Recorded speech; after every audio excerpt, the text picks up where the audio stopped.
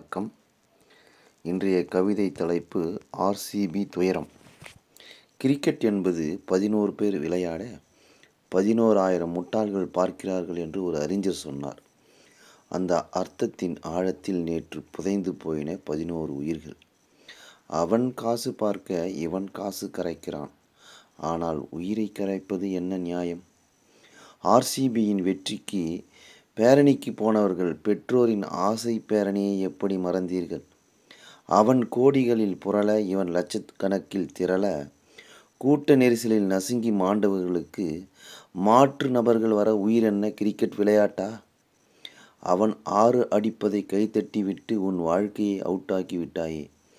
எவன் வெற்றியையோ கொண்டாடப் போய் உன் குடும்பத்தை திண்டாட வைத்து விட்டாயே. இப்படி அநியாயமாய் போகும் உயிர்களை எமன் கூட ஏற்க மறுப்பானே.